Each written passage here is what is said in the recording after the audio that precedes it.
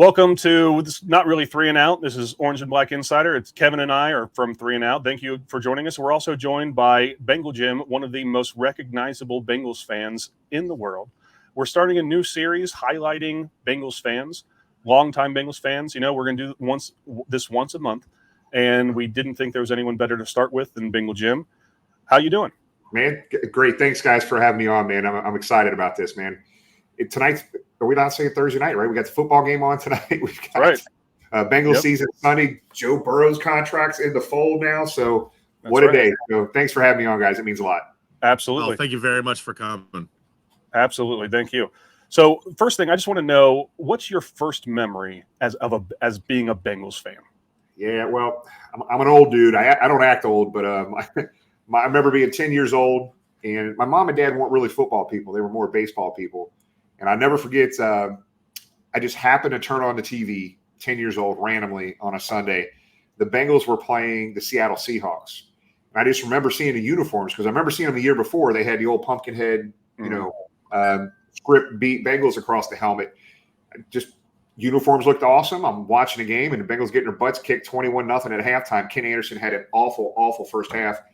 Forsberg benches him. Turk Schoenert comes in and wins this game in dramatic fashion.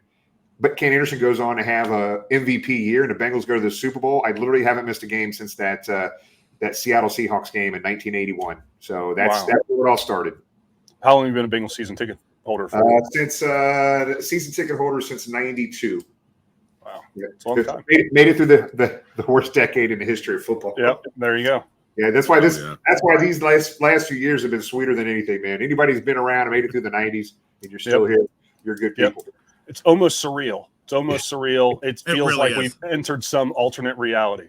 It's awesome. I think it's going to be like this for the next 10 years, guys. I can't wait. As long as Burrow is quarterback, we are legitimate contenders. We are in for some incredibly fun football. I can't wait, man. The fans do deserve this, though, man. They do. Stuck through. We've been waiting. So I'm excited for the city and excited for the fans all across the world. Yep. Oh yeah. So you took your fandom and you started this whole tailgate. When did it start? Did you ever expect it was going to get into this? Man. It is a legitimate phenomenon as far as Cincinnati sports is concerned. Yeah, man. It has evolved into something we never could have imagined when we first started tailgating in 1993. When I had like 5 or 6 of my buddies sitting around a charcoal grill, a couple folding chairs, and a cooler full of beers. Every year it's kind of gotten bigger and bigger, but the last 3 or 4 years have been absolutely amazing. It's, I'm going to tell you right now, it is, and again, I know my buddies are marketing people, so they wanted to brand this damn thing and put my name on the tailgate. I'm not that type of person, but they did it. They marketed it. They're branding it. But I'll tell you, man, it has evolved into, especially this year, wait till you see what's going to happen, but the most unique pregame party in the NFL. It's almost not even a tailgate anymore. It's become a block party. So bringing people together, 4,000 to 6,000 people every game at a tailgate, bringing people together, having fun before they go into a game. There's nothing better pre-gaming than heading into the game. That's awesome. Now, you were telling us right before we started recording, you are expanding. You're expanding into the park. Yeah. So in Lot E, where we're at, right on the river, right across the street from the stadium, we got a beautiful view of the stadium, the downtown skyline, the river, the suspension bridge. It's just, we're right there. Lot E is right on Marion Way. It butts up against Smale Park. So we've always spilled into the park because we couldn't go the other way because people needed to park their cars. But now we have freed up so much more room. We rented out the park, half of Smale Park. So we've got, Skyline bringing their food truck down. Donato's bringing their food truck. We got a bunch of other local restaurants participating in this, bringing free food down for the people that come to the tailgate. We've got 16-lot brewery still going to be down there, bringing 20 to 25 half barrels down every game. My buddy Craig and James and Tony the Tiger and Dell and I'm repeating names, man, but Brandon and Hannah and everybody else just worked their butts off to make this happen. This has been a 5 months in the making, pulling this park. We've had to meet with certain individuals in the city of Cincinnati Public Park District. It is going to be an amazing event every game this year. Oh, That's awesome. I'm certain. You also mentioned that you're going on the road. So you said that you have an event in Nashville and Arizona and San Francisco this year, right? Yeah. So we really would. It's when you go on the road, you want to be able to find some Bengal fans to hang with, right? So anytime we go out of town, just like home, bringing people together. But out of town, it's even bigger because a lot of people don't get a chance to come to Cincinnati that are Bengal fans for games. So it's an opportunity when you go to Arizona, when people live on the West Coast, that's where they're going to go. They're going to go to that easy game to travel to. So we have rented out parking lots. We've already prepaid for the parking lots in Arizona, Nashville. On game day, we have 2 huge tailgates. We pre-sold already almost 500 tickets to the Nashville tailgate, which we're going to sell that out here real soon because we have a huge lot down there, but we can't put 2,000 people in there. And then in Arizona, we've already pre-sold almost 200 tickets for that. We just posted that the other day. Then in San Francisco, the night before the game, we have an event in Napa Valley. It's a wine tasting. Sounds bougie, I know. I'm not a big wine guy, but Napa Valley, Bold Stripes Winery is putting us up in a 30,000 square foot wine cave. Music, food, wine tasting. David Fulcher's going to be there. Some other former players. I think Isaac Curtis is coming up. That event is almost sold out as well. So just awesome. I love traveling for Bengal games because the excitement when Bengal fans don't get a chance to see a whole bunch of Bengal fans sometimes. And when they get to spend some time with you the night before a game at an event or even game day, it is just so fun to see their faces and how excited people are because this fan base, as you guys know, has grown tremendously the last few years. And I think Elizabeth Blackburn was on our podcast Tuesday, and she basically said they have a season ticket holder in every single state. And it's an amazing the amount of fans outside the country. The fan bases are growing in England, Canada, Mexico, Spain. Unbelievable. And I don't think we scratched the surface, guys. I think there's going to be a lot more growth. Yep. It's amazing to me. We talked about we're lifelong Bengals fans and we survived the lost decade of the 90s. It's amazing to me the change because we're the cool kids now. And I never thought the Bengals would be the cool kids. And now we're the cool kids to the point where you almost have to have like a pinch yourself moment every once in a while. Like, oh, is that Joe Burrow and Jamar Chase I see on these national commercials where they're the cool guys? It's awesome. It's awesome. It's funny. It's like I dish it. I got to be able to take it because I have a lot of fun with people making fun of them, just joking around. I got to be able to have thick skin. But I tell you what, it was rough in the 90s getting made fun of all the time. But I mean, it was constant, right? But you know what? Any fan that's on board right now, come on, jump on board. But definitely the fans that went through the 90s, it's just something you can't even explain. You look at the record, how bad it was, but good grief, guys. There were times where I was like, man, do I really need to go into the game? I'd rather stay out here and tailgate a little bit longer. Go into the game, they're losing 21-0 in the first quarter. I'm like, good grief. But again, there were some bright spots in that night. You had Jeff Blake and Corey Dillon. There were some. It was a rough decade, though. Yeah. So how did it go from you're a longtime season ticket holder and you have this tailgate to being kind of officially involved with team activities? I'm not involved with team. I don't know. I'm not really involved in team activities. I mean, anytime there's charity stuff going on in and around the organization, myself, Tony, Craig, James, we always want to be part of that. How do we support? What's real? I would love. We got the stadium lease coming up here soon, guys. Right. One thing I would love the Bengals and them to be able to do is not just quantify, how much money's brought into this city. Do a feasibility study. I think that's going on right now. Feasibility study on how much money does this Bengals team bring to the city of Cincinnati and the tri-state area. But it's I don't even know where I was going. It's just amazing to me to see this stuff explode. But the amount of charity work I wish they could get their head around too. It's not just the Bengals giving the local charities, but most every one of these players have a local foundation or a charity that they work with. A lot of it is local in our community. I would love to be able to see what that number is. It's a big freaking number. And the Bengals organization is not one to go out there and pound their chest on, hey, we've donated $700 million over the past 5 years. But I think that all needs to come into play. But I love seeing that. But I'm not really officially involved at all with the Bengals. I know some folks in the front office. They're all good people. They're just like us, guys. We can sit and talk football just like we are now. They're just as passionate about this team winning than we are, and that's what I love. It's a family-run operation, which there's only a handful of those left in the NFL right now. Yeah. So, I mean, we did. They do every now and then. They might have a film crew come in town, and they say, Jimmy, we need you to show them around town. to get some footage like B-roll stuff before the game or something like that. But really, not really involved. Know some folks there, but I'm not really involved in anything they do.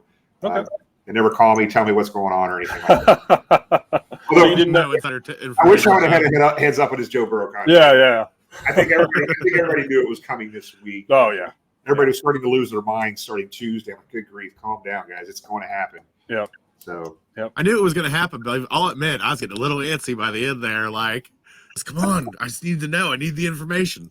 Yeah. You did mention charity work, though. That's a good segue because I wanted to bring that up. What's it like to be able to spin this thing into pretty significant charity drives you've done where you've raised tens of thousands of dollars to give back to this community? Yeah, that has to be. Yeah, I'm the one here you guys are talking to, but it is us collectively as a group that kind of bring these charities to the table. Myself, James, Tony the Tiger, Tony kind of facilitates some of this stuff, obviously, but Tony has a spreadsheet basically of every game, what charity we're working on that specific game. We set up a 501c3 last year because there's businesses that want to be part of this and expand what we're doing, but they wouldn't do that without, a nonprofit being set up. Last year, guys, we raised for 26 different local charities $130,000. Wow. And our goal was $75,000, and we thought that was a stretch.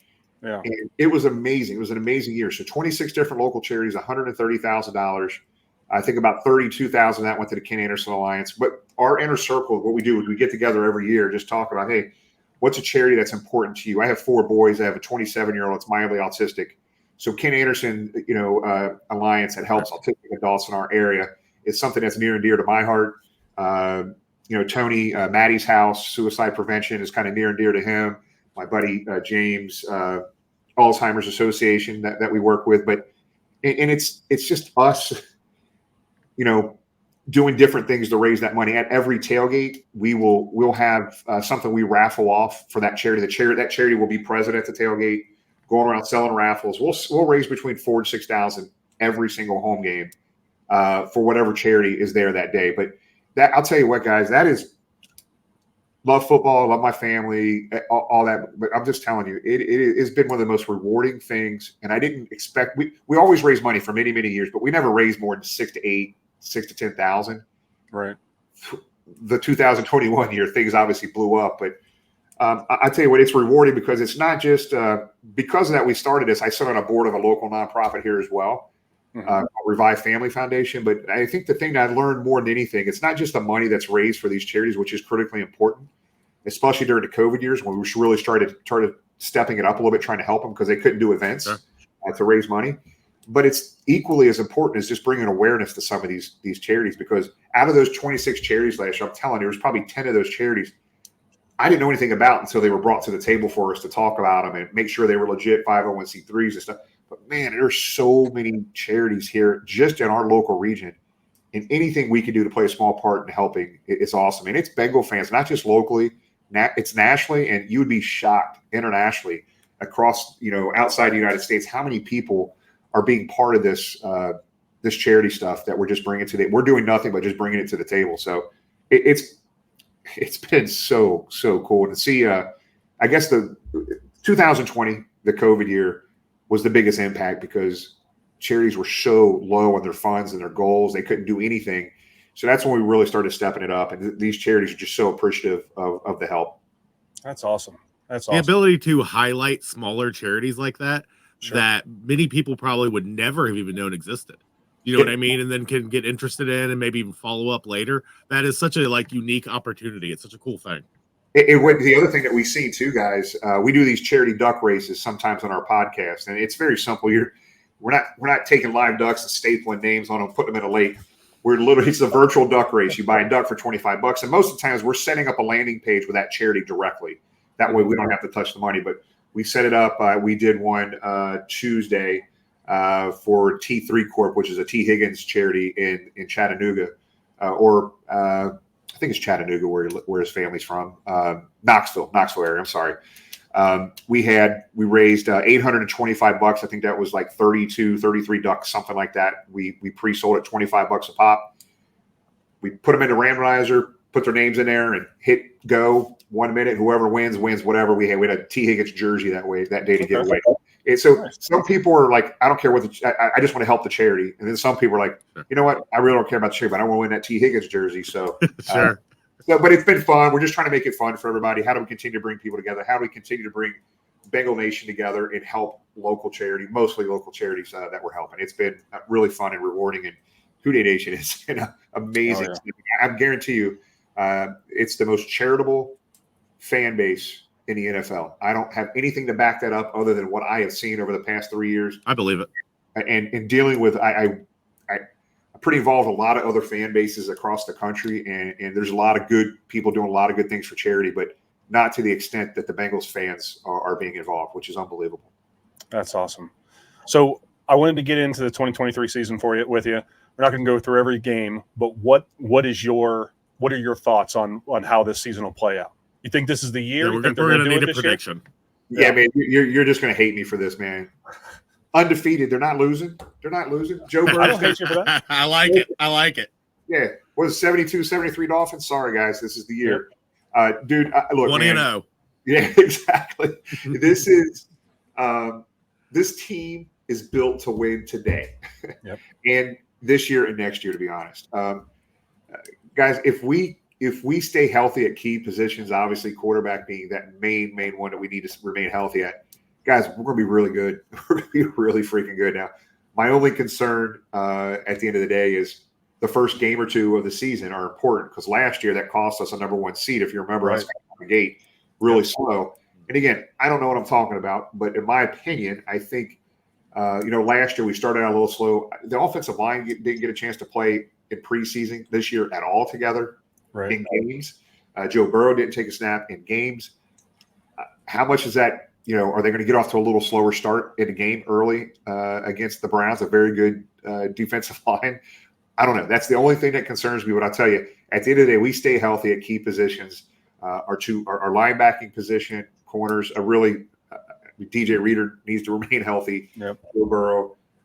We got some depth on the offensive line. We're still probably not where we need to be, but we're close. We're really close there. So, yes, guys, if we stay healthy, man, I can't see us losing games, man. There's going to be these first two out the gate are going to be tough as hell for sure. Yep.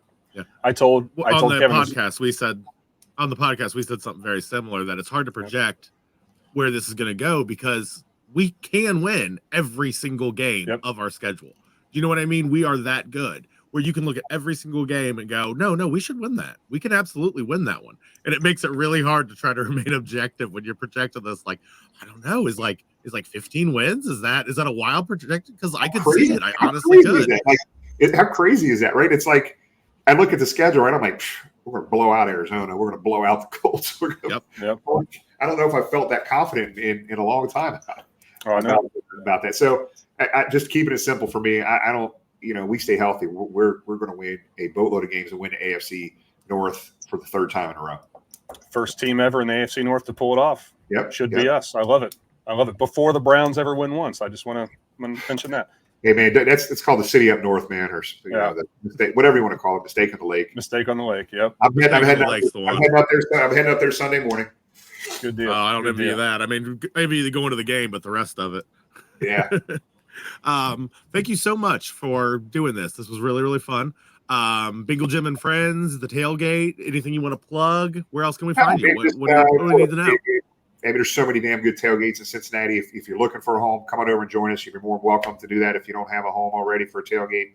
If not, enjoy your own tailgate. Have fun pregame. If you want to follow us on social media platforms, just look up Bengal Jim and Friends. That's all of our platforms: YouTube, Facebook, Twitter, and Instagram. And our podcast is every Tuesday night. We have done a really good job over the years since April 2020, bringing on some pretty big guests, former players, current players, Coach Taylor, Elizabeth Blackbird, and the fans really enjoy that stuff, man. And the stuff that you guys are doing and other Bengal fans are doing as well. I'm so happy that we are, I'm telling you, on social media, we're one of the biggest fan base groups ever. And it's because we're doing things like you guys are doing right now, bringing people together, having fun, and telling these stories like we're telling tonight. People love this stuff. I hope so. We're just excited to be able to do it. When the opportunity came, we jumped at it. I mean, it sounds don't know how to put this. We've been doing this for 10 years now. I mean, basically all we did was take our phone calls and our conversations and put them on YouTube. Talk football. And suddenly we have a show. Yep. That's great.